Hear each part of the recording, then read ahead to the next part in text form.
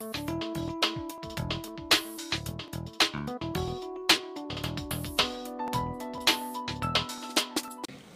know, it was really a great time in the early 60s to be a film lover, but it was even better to be an aspiring filmmaker because everything was changing. This new lightweight equipment was coming in, 16 millimeter, 35, picture, sound too, and it changed our sense of what was possible, there's no doubt, and it created new waves of cinema throughout the world. Yet, over the years, impediments continued to exist. And now today, at this point in time, the road certainly has widened. I mean, obviously, absolutely everyone can make a movie. Young people no longer have to dream of getting a break to make a movie. All they need to do is summon their belief in themselves and in their stories, the stories they feel they need to tell. And storytelling, of course, has always been with us. People often think of art as an extra. It's a luxury. But why has it always been with us? You know, why is it so necessary to us and who and what we are?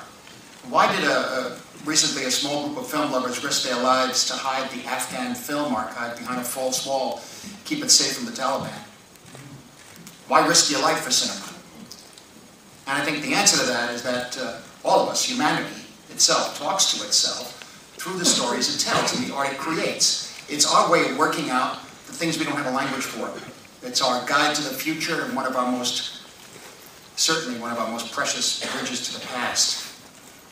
There's a pleasure and a satisfaction to think about and dream about this great pageant, procession of visual storytelling in all forms throughout history.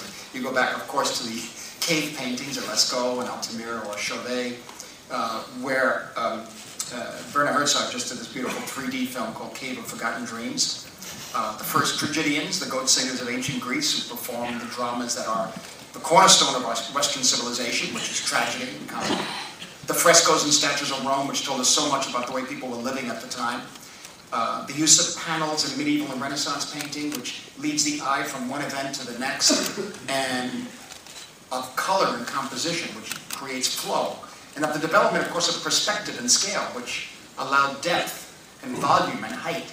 And then, of course, the precise source of light, the light source, which added layer upon layer of mystery and beauty. And further, with the great leap from the frescoes of Giotto to the painting by the great British artist J.M.W. Turner, The Battle of Trafalgar, which tells a story of the naval battle in such a dynamic kind of intricate composition that it seems to give you every incident, every dimension of the event. And that was in 1826. And only 4 years later, across the ocean, Joseph Niepce took the first photograph. The image was recorded on a camera obscura on a big pewter plate that was highly polished. And interestingly enough, the first exposure was about 8 hours long. So painting took us deeper within individual perception, but photography was really the immediate, the here and the now. And of course, at the turn of the 20th century, images started to move at such a rate that people experienced the illusion of motion. We still do. This is one illusion we don't want to lose. And what the cinema has given us, from the Lumiere brothers and Georges Méliès through all the filmmakers who were working at that time, is incomparable. And it humbles me to even think about the history of movies, what we've captured of ourselves in these recorded images, what they transmit to us of the people who made them, and very interestingly, of the time in which they existed. Yes, of course we need to tell stories, to paint, to assemble, to compose, and to film. I really believe these new tools that Canon has created allow for a much closer and more intimate relationship between the filmmakers and the world they're filming than ever before. So I thank you for that on behalf of all the filmmakers of the future. And I thank you for inviting me here today, Mr. Mitirai. Welcome to Hollywood.